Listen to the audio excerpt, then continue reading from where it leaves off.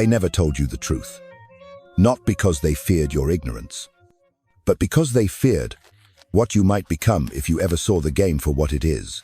Some words aren't meant to be heard. They're meant to haunt you, like echoes in a locked room, like blood on the floor that no one talks about. John F. Kennedy once said, "The very word secrecy is repugnant in a free and open society." But here's the Machiavellian twist. We don't live in a free and open society. We live in a performance. And the script was written long before you ever learned to speak. Not by governments, not by laws, but by men in closed rooms who discovered long ago that control is far more profitable than freedom. Look around. Be honest. How much of your life did you truly choose? You didn't choose the textbooks they fed you. You didn't choose the narratives that shaped your heroes. You didn't choose the rules of the game you were born mid-match, told to play, and punished when you questioned the board. What they gave you wasn't freedom. It was the illusion of choice, a sandbox so well designed. You thought it was a kingdom, and 500 years ago, Machiavelli saw it coming. He warned us, the game of power is never played in public. It's played in silence, behind masks, behind myths, and behind men who smile while tightening the noose. He didn't write like a dreamer. He wrote like a surgeon, peeling back the skin of morality to show us the gears of power beneath. He didn't preach about being good. He showed us how to survive in a world that eats the good alive. And yet, we still pretend we've evolved. We wrap our chains in Wi-Fi and luxury. We trade our time for pixels on a screen. We boast about freedom in a system we never created, working jobs we don't love, to buy things we don't need, to impress people we'll never meet. We say we're free, but are we? We don't have kings, but we have influencers. We don't have crowns, but we have brands. We don't have shackles, but we're still bound. Bound by fear, bound by comfort, bound by the story they sold us. And the cruelest chains are always the ones you stop noticing. Because true rulers don't stand on stages anymore. They don't need to. They whisper into the minds of the distracted. They engineer your attention. They manufacture your outrage.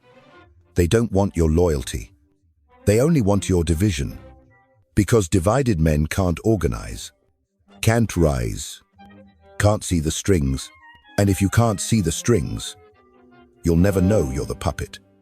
Machiavelli didn't write The Prince to make you a villain. He wrote it so you'd stop dying blind. Because kindness without strategy is bait, and virtue without clarity is a suicide note. Power doesn't reward the innocent. It rewards the aware. If you've ever felt that something about this world is wrong, that things aren't broken, but designed this way, you're not crazy. You're waking up. And this video, it's not for your comfort. It's not entertainment. It's a weapon, a mirror, a map for men tired of playing nice and getting played. If you're brave enough to ask, if everything I was taught was a lie, then what's real? Then keep watching. Click subscribe not to support me, but to remind yourself that this moment was the beginning. The moment you stopped sleepwalking. The moment you stopped begging. The moment you stopped being a pawn and started becoming a player. Before the legend, before the whispers of manipulation and deceit, before Machiavellian became a slur in the mouths of the naive, there was simply a man born not into glory but into blood, brilliance, and betrayal. Florence, the heart of the Renaissance, a city dressed in gold and dripping in secrets, art on the ceilings, knives under the tables. Niccolo Machiavelli was not born to rule. He had no crown, no inheritance, no powerful lineage to carry him. His father was a modest lawyer, but he gave his son something far more dangerous than money: and education. At 7, Machiavelli studied Latin, then logic, then rhetoric, then poetry. But what he absorbed wasn't just language, it was civilization. He drank from the well of Roman minds Cicero, Livy, Seneca. He wasn't memorizing, he was decoding. They called it Studia Humanitatis, the study of what it means to be human. And buried in that study was the seed of his power. Because to understand man is to understand what moves him. And to understand what moves him is to understand what rules him. To Machiavelli, power wasn't evil. It was elemental, like fire, like war, like steel. Neither good nor bad, but always dangerous in the wrong hands. At the time, Italy was not a nation. It was a battlefield disguised as a map. Florence, Milan, Rome, Venice, each ruled by families cloaked in silk, dripping with gold, and soaked in blood. The Medici ruled Florence. The Pope ruled Rome. The Sforzas ruled Milan. And behind every banner was a blade. In 1492, Lorenzo de' Medici died. 2 years later, King Charles VIII of France invaded. The Medicis were overthrown. A republic was born. And in that vacuum, Machiavelli emerged at 29 years old, with no aristocratic title, no formal training. He was appointed Secretary of the Second Chancery, and soon after, the Ten of War. From the shadows of libraries, he stepped into the theater of kings, negotiating treaties, studying rulers, writing dispatches that read like dissections of human ambition. He didn't just watch, he remembered. He didn't just study power, he internalized it. He met kings. He stood in the rooms where fates were decided. He shook hands with men who smiled while plotting murder. And one man would haunt him forever, Cesare Borgia, the bastard son of Pope Alexander VI, a warlord wrapped in charm, a tactician with no morality, a prince who turned cruelty into awe and silence into strategy. Machiavelli didn't worship him. He understood him. That's what frightened people. He wrote, "A prince must learn how not to be good, and use that knowledge when necessary." This wasn't pessimism. It was precision, because Machiavelli had seen it firsthand. Good, Mendy in politics. Naive men are chewed and forgotten, and morality without vigilance is a knife turned inward. In his years of diplomacy, Machiavelli gathered more than secrets. He gathered truth, dark, blunt, unforgiving. And when the tides turned again, when Florence crumbled into chaos, and the Medicis clawed their way back into power, Machiavelli was accused, imprisoned, tortured, and exiled. His life in politics ended, but his greatest work had just begun. In a small farmhouse outside Florence, surrounded by dirt and disgrace, he wrote, "The Prince, not for the masses, not for poets, not for saints, but for those who understood that the world is not ruled by dreams, it is ruled by decisions." He didn't write a fairy tale. He wrote a weapon. He held up a mirror and forced us to look, to see what kings really think, what politicians really do, what power really demands from a man who seeks to keep it. And the world wasn't ready. The church banned the book for 200 years. Shakespeare twisted his name into venom. Machiavel, the villain, the serpent. But time does strange things to truth. Rousseau praised him for exposing the theater of power. Francis Bacon thanked him for saying out loud what most only whisper. Modern scholars began to see the brilliance in the brutal, the clarity in the cruel. Tim Parks wrote, "The Prince reminds us that power is never stable. It's always up for grabs." And always, the obsession of every ruler. Because power isn't earned, it's seized. And if you don't know how it's seized, you'll never understand how it's used against you. Machiavelli wasn't heartless. He was honest. And in a world built on lies, honesty is the ultimate threat. It wasn't written to inspire hope. It wasn't written to comfort the masses. It wasn't written for dreamers, idealists, or preachers. The Prince was written as a scalpel. For those who dared to carve truth out of illusion, it didn't speak of what should be. It exposed what is. It didn't moralize. It diagnosed. Unlike the sermons of priests or the fantasies of philosophers, Machiavelli didn't ask how rulers might be good. He asked, how do they stay in power? He didn't write for saints. He wrote for survivors. He spoke the forbidden language of consequence. Because in the world of power, morality is optional, but calculation, mandatory. He wrote, a prince cannot always be good. He must learn how not to be good when the game demands it. It sounds cruel, but cruelty isn't the point. Clarity is. Because here's what most men never realize. Power isn't preserved by kindness. It's preserved by control, by leverage, by knowing exactly when to strike and when to stay silent. If you give too much, they won't thank you. They'll expect more. If you're too honest, you'll be devoured by liars. If you hesitate to punish betrayal, you won't have anything left to protect. In The Prince, there's one line that still echoes like a dagger in the dark. In the actions of all men, and especially princes where there is no court of appeal, the end justifies the means. This wasn't an invitation to become evil. It was a warning about the battlefield you're already on. A battlefield where intentions are irrelevant and results are everything. Because the world isn't ruled by good men. It's ruled by men who do what others can't. Not because they love domination, but because they understand survival. Machiavelli wasn't celebrating men like Cesare Borgia. He was studying them, dissecting them, learning from the ones who didn't just play the game but rewrote the rules.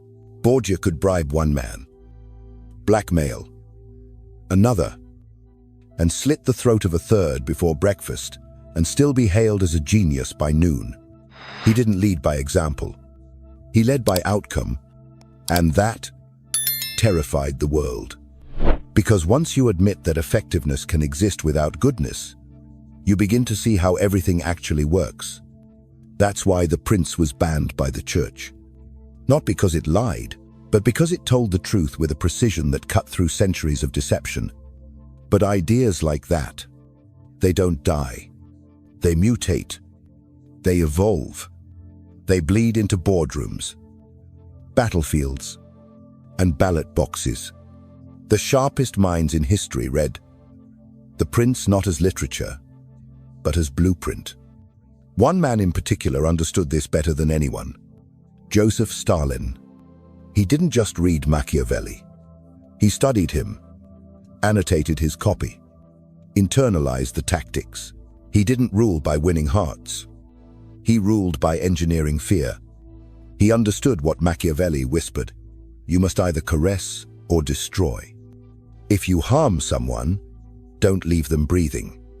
This wasn't metaphor for Stalin. It was method. He didn't argue with rivals. He erased them. He didn't compete for loyalty. He manufactured myth. He built a world where children reported their parents, where silence meant guilt, where applause lasted 15 minutes because the first man to stop clapping disappeared. That's not leadership. That's psychological siege. And yet, millions adored him. Why? Because fear alone doesn't hold a regime. Myth does. Affection does. Even the most brutal rulers must eventually trade bullets for belief. And that was Machiavelli's darkest truth. The best fortress a prince can have is the affection of his people.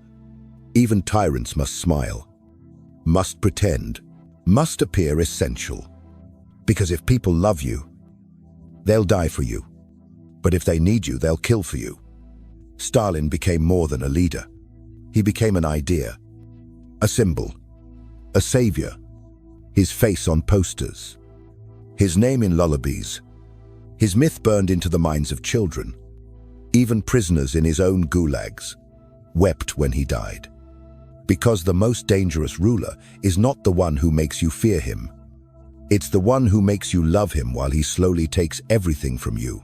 Machiavelli saw it coming. Long before Twitter, before the news cycle, before algorithmic truth, he told us power is not a throne. It's not a title. It's not a sword. It's perception. And the man who controls perception doesn't need to beg for power. He already owns it. The Prince wasn't a book for tyrants. It was a mirror. And that's why most people hate it. Not because it lies, but because it shows them truths they were never ready to see.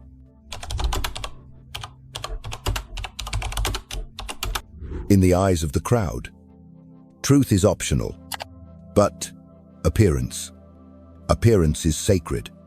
Machiavelli saw this with terrifying clarity. He didn't wrap it in poetry. He delivered it like a knife to the ribs. Everyone sees what you appear to be, but few know what you really are. That one sentence explains modern politics, explains modern dating, explains modern power. In this world, reality is negotiable, but image is everything. A ruler doesn't need to be just, he only needs to perform justice. He doesn't need to be moral. He just needs to look like the incarnation of virtue. Compassion, humility, faith, integrity. These aren't values. They're props. And the most strategic leaders in history wore them like armor, not to protect their conscience, but to protect their influence. Think about it. Who gets elected? The one who solves problems, or the one who performs sincerity? Who gets promoted? The man who gets things done, or the one who knows how to speak in meetings? Substance is invisible, but optics are currency. In modern power games, your value is not who you are. It's how well you're framed. So, what do modern rulers do? They don't just act kind. They spend.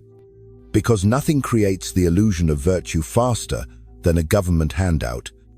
New bridges, new schools, new benefits, new subsidies. And the people clap. Because it looks like compassion. It feels like leadership. It smells like hope. But what no one wants to admit is this: the money isn't theirs. It's borrowed. Or worse, it's printed. And when the debt piles up, they don't raise taxes. They just raise prices. That's the trick. That's the sleight of hand. They make generosity look like virtue. But generosity without limits becomes addiction. And addiction always demands more. Machiavelli saw it centuries ago. He warned, if a prince wants to appear generous, he will soon exhaust his resources. And to maintain that reputation, he will begin taxing heavily. Then, the people will hate him. And when danger comes, he will fall.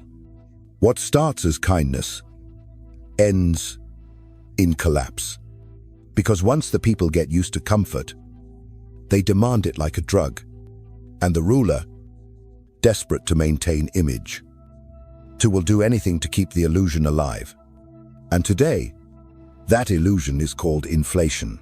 You feel it every time you fill your gas tank, every time you swipe your card at the grocery store, every time you stare at your paycheck and wonder why it buys less than last year. Your money isn't just losing value. It's being drained. Silently, strategically, systematically. You were told this is just how the economy works. But ask yourself, Do you remember when $1 could buy a gallon of gas? When rent didn't swallow half your salary? When college didn't mean a lifetime of debt? That wasn't fantasy. That was before the spell took hold.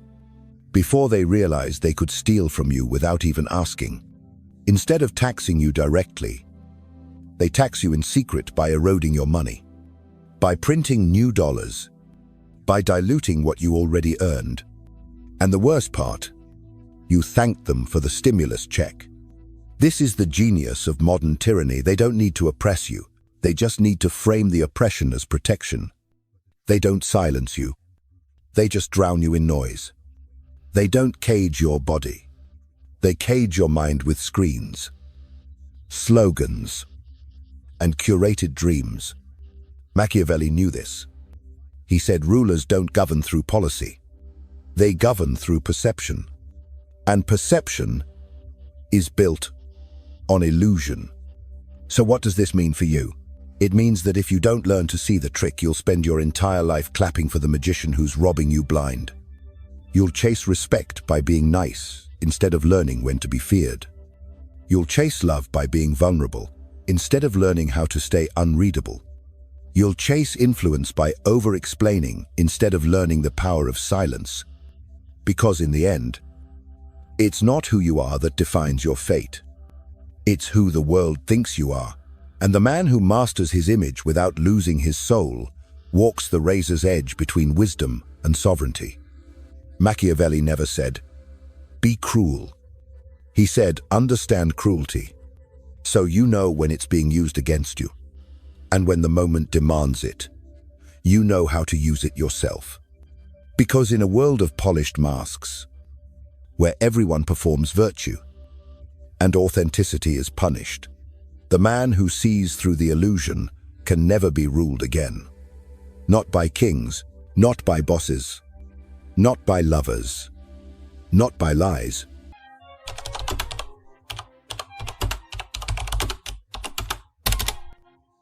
You don't need chains to enslave a man. You don't need bars, guards, or bullets. All you need is a story. Because the most effective form of control is not physical, it's emotional. That is the essence of propaganda. It doesn't scream. It doesn't demand. It whispers. It seduces. It flatters. And once it has your heart, you'll thank your captor for the cage. Machiavelli never used the word propaganda, but he understood its skeleton, its soul. He wrote, "So long as a prince has the people on his side, he need not fear conspiracies. But when they hate him, he must watch his back." What does that mean? It means love is not just emotional capital. It's political insurance. And here's the twist, that love doesn't have to be real. It can be manufactured, fabricated, engineered. Enter Stalin, a man who didn't just read The Prince. He weaponized it. While he starved millions, they sang for him. While he imprisoned poets, they wrote verses in his honor. While he turned neighbors into informants, he was praised as a savior. Not through truth, but through myth. Statues rose. Textbooks changed. Cities renamed. Children recited poems thanking Comrade Stalin for their childhoods. But behind every poster was a prison. Behind every speech, a purge. And behind every applause, a threat. Because if you didn't clap long enough, you were arrested. If you whispered doubt in private, you disappeared. If you stayed silent, it was already too late. This wasn't just politics. It was emotional warfare. Even the men rotting in gulags, some of them cried when he died. That is not power over people. That is power within them. Machiavelli would have watched it all and nodded cold. Precise, because he knew the great secret. When violence becomes too obvious, a smart ruler switches to love. Not real love, simulated love, the illusion of necessity. The story that says, "Without me, the world falls apart." And once people believe that you don't need to rule them, They'll rule themselves for you. Because here's the most terrifying truth. The most dangerous tyrant isn't the one you fear. It's the one you love. Because when you love your captor, you'll defend him. You'll justify him. You'll fight anyone who tries to free you. And that is how millions become blind. How generations defend systems that keep them poor, keep them weak, keep them asleep. Not because they're stupid, but because their hearts were hijacked before their minds ever had a chance. Let's stop pretending this is ancient history. Propaganda is not dead. It didn't disappear. It evolved. Today's chains aren't iron. They're algorithmic. Today's dictator doesn't wear medals. He wears a smile.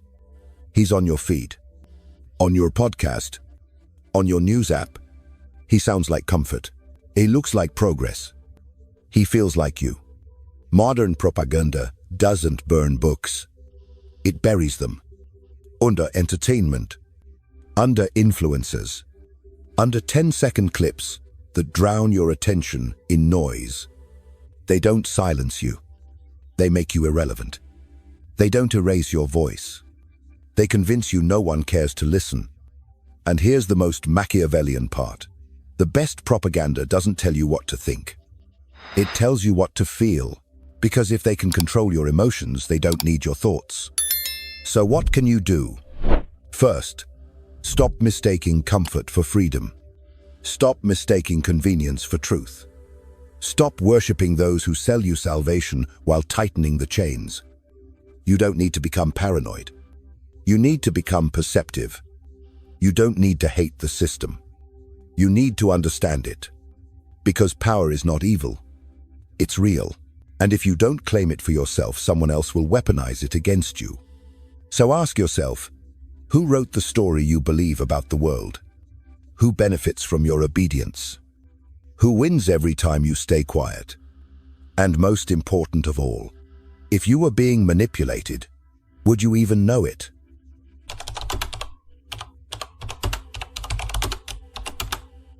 There's a kind of theft most people never notice. No mask, no weapon, no threat. It doesn't storm into your home. It doesn't take your car. It doesn't shout in your face. It whispers. It smiles. And it empties your life while you sleep. It's called inflation. But that word is too clean, too technical, too easy to ignore. Inflation isn't just prices going up. That's the shadow, not the creature. The truth is much darker. Your money is dying. Quietly, systematically, every hour you work, every dollar you save, every sacrifice you make is being drained from the inside out.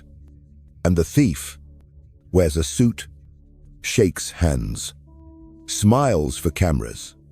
To understand this game, you have to go back, not to a bank, but to a principle.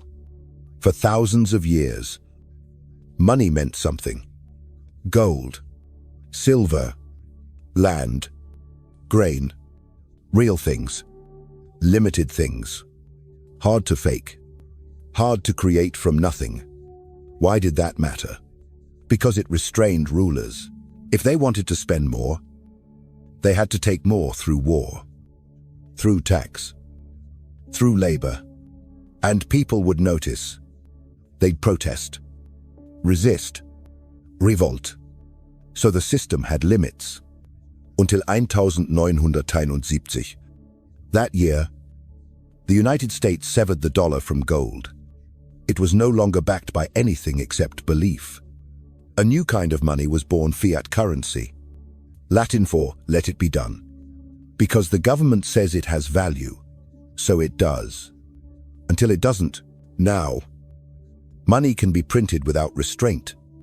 And every new dollar injected into the system makes the dollar in your wallet worth less. Not by theft, not by violence, but by dilution. The game is simple one. Government overspends. R. They print money. San. Prices rise. C. You get poorer. Woo. They call it growth.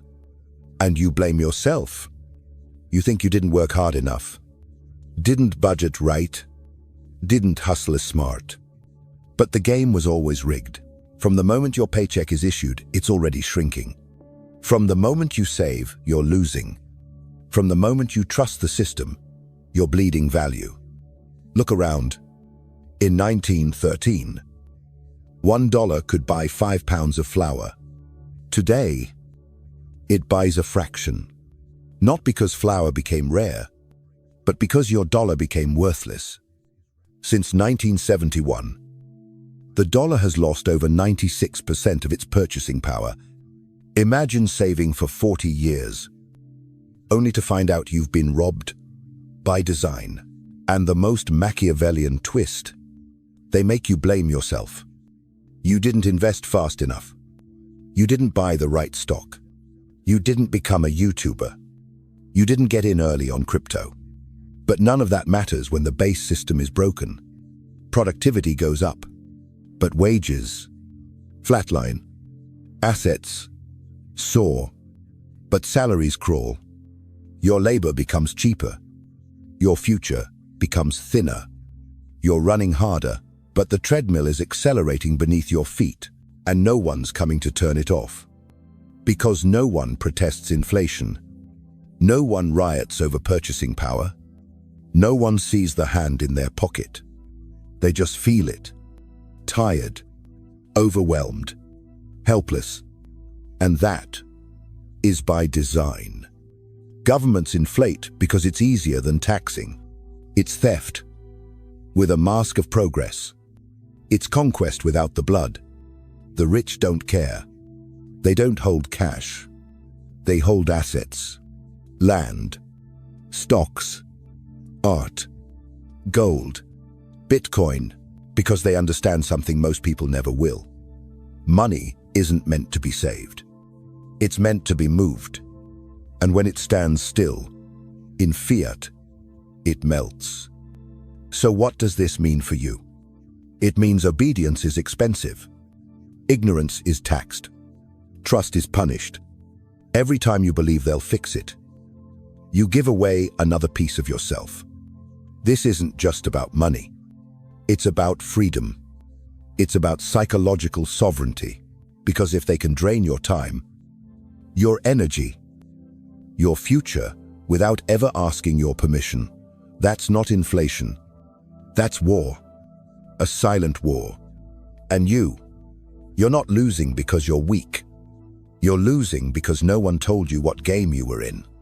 Until now.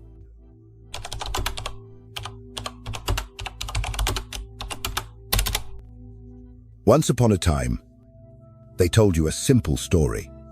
Work hard, save wisely, buy a home, raise a family, retire with dignity. They called it the American dream. But the dream is gone. Not destroyed, not stolen, rewritten. And what's left now isn't a path. It's a leash. Because where that dream used to live, now lives debt. Debt has become the new form of slavery. Not through whips, but through interest rates. Not through chains, but through contracts. Not with violence, but with a smile and a signature line. Credit cards, student loans, car payments, mortgages. Buy now, pay later. It all sounds like freedom, like opportunity, like adulthood. But you're not buying convenience. You're mortgaging your future. Every loan you take doesn't just cost money. It costs time. Time you'll never get back. Time you'll spend chasing stability that keeps moving further away. You think you're building wealth. You're not. You're renting survival. The old dream of owning a paid-off house, having a stable career, passing something down to your children has been replaced with a lifetime of payments. You don't work for yourself. You work for the lender. You work for interest, for late fees, for digits on a screen that belong to someone else. Let's talk numbers. Since 1971, home prices have tripled. Tuition has multiplied tenfold. Healthcare has exploded. But your income? Flat. Stagnant. Stuck. In 1950, a single income could buy a home, raise kids, and still afford Sunday dinner. Today, 2 full-time jobs barely cover rent and groceries. And they call this progress. So how do people survive? They borrow, not for luxuries, but for basic needs. Debt has become oxygen. And the banks, they smile because they don't want you free. They want you compliant, comfortable enough to keep going, afraid enough not to rebel. But here's what no one dares say. Debt is not about money. It's about control. A man in debt cannot say no. He cannot walk away. He cannot take risks. He cannot speak freely.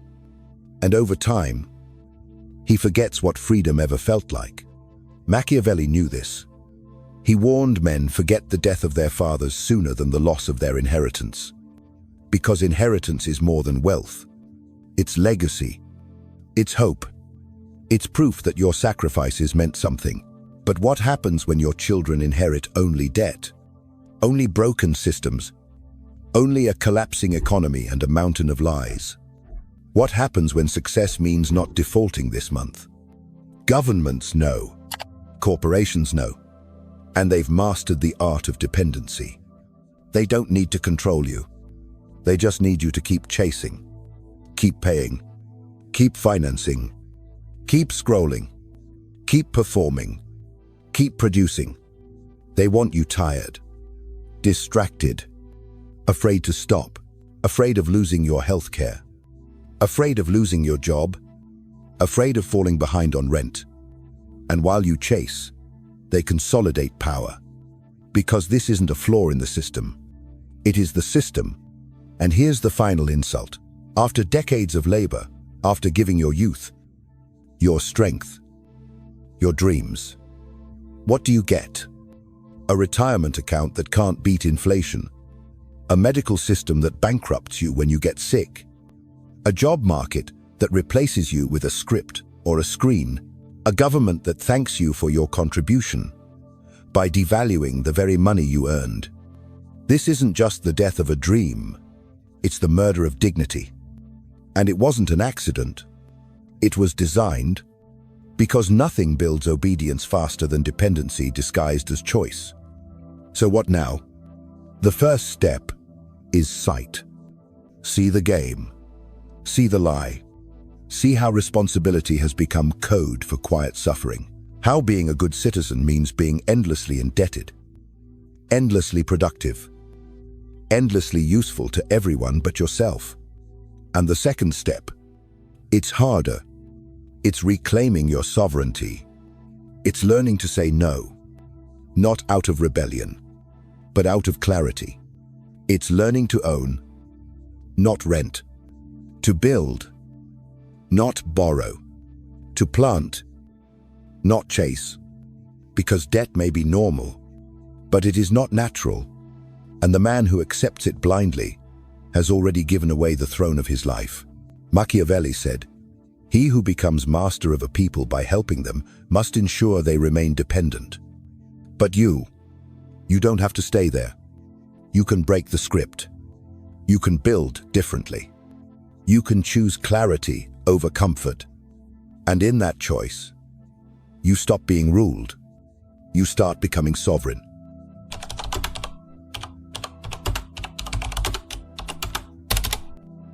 Empires don't collapse with gunfire. They don't fall with revolutions. They don't end in flames. They rot. Silently, softly, from within. They smile, while they bleed. And it always begins in the same place, the currency, because money is not just a tool. It is trust. And once trust dies, everything follows. Look back through the ashes of fallen empires. Rome, Weimar Germany, the Ottoman Caliphate, Argentina, Zimbabwe. Their soldiers didn't fall first. Their morals didn't decay first. Their governments didn't collapse first. Their money did. When the coin becomes worthless, so does the law. So does the contract. So does the dream. In 1923, Germany's mark lost so much value that children used stacks of cash as building blocks. Workers were paid twice a day just to buy food before it doubled by dinner. A loaf of bread in January, 250 marks. By November, 200 billion. That wasn't bad policy. That was insanity. But history is repeating itself. In 1971, the US national debt was $400 billion. Today, it's over $31 trillion. That's more than 75 times higher. And there's no world war. No plague. No excuse. Just printing.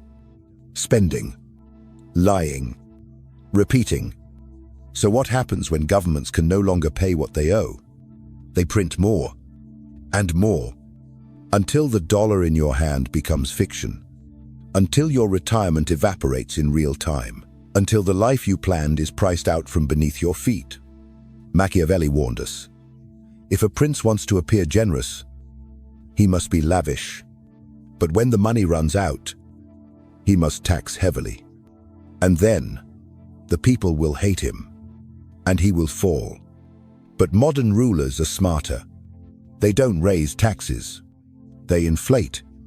Because inflation is the perfect crime. It steals, without fingerprints. It punishes, without laws. And no one is ever held responsible. Not the banker, not the politician, not the smiling face on your screen telling you, everything's fine. Just trust the plan. But once inflation takes hold, there is no reset button.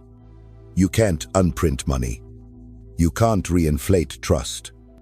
You either collapse or pretend it's not happening. And most people, they pretend. But history doesn't wait for denial. It punishes ignorance. Because when money dies, something darker always rises to replace it. Rome replaced gold with bronze and fell to corruption. Germany's collapse gave birth to Hitler. Venezuela's currency imploded and brought starvation to millions. Why? Because when people can no longer buy bread, they don't ask for democracy. They beg for order.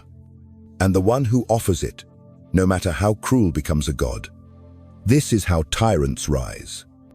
Not by strength, but by timing. Through the vacuum of broken systems, through the fatigue of a nation that no longer wants freedom, only relief. They arrive not as monsters, but as rescuers. They speak clearly when truth becomes noise. They move decisively when institutions crumble. And they rise because no one else has the will to. This is the final Machiavellian lesson. Tyranny never looks like tyranny at first. It looks like rescue. So what can be done? Let's be clear. There is no savior. There is no cavalry. There is no vote that undoes what's already set in motion. Only one thing can save you: sovereignty. Personal, psychological, financial, emotional. If you want to survive what's coming, you must become ungovernable from within. No one will hand you power. You must take it. Silently, strategically, relentlessly. Learn what real value is. Own what cannot be printed. Build what cannot be seized. Think in decades while the world chases dopamine. Because this isn't a crash, this is a reset. And resets aren't fair. They're brutal. They reward the prepared and punish the blind. Machiavelli never promised you justice. He offered you something far more useful: clarity. Clarity to see power for what it is. Clarity to act while others wait. Clarity to become dangerous but deliberate. Because power will always fill the vacuum. And if you're not the one holding it, then someone else is holding it over you. So ask yourself, are you building something real? Or just surviving in a system that's already dying? You still have a choice, but not for long. They never wanted you to finish this video, because finishing it means you saw too much, felt too much, understood too much. And once you see the system for what it is, you can't go back. You can't unknow. You can't unfeel. You can't keep pretending that obedience is noble, that sacrifice without sovereignty is love, that working yourself to death for someone else's dream is a good life. No, you're done kneeling. You're done begging. You're done apologizing for wanting to be free. This wasn't a documentary. It was a ritual, a quiet rebellion whispered in your soul. And if you felt that fire inside, that still, burning voice that said, enough, then don't let this be the end. Let it be the beginning. Click subscribe. Not for algorithms, not for me, but for you. So that months from now, when they try to drown you in noise, again you'll remember, you were awake. You were watching, and you were not alone. You don't need permission to take your power back. You just need clarity. And now, you have it. Welcome to the world beyond the veil. Don't just survive it. Shape it.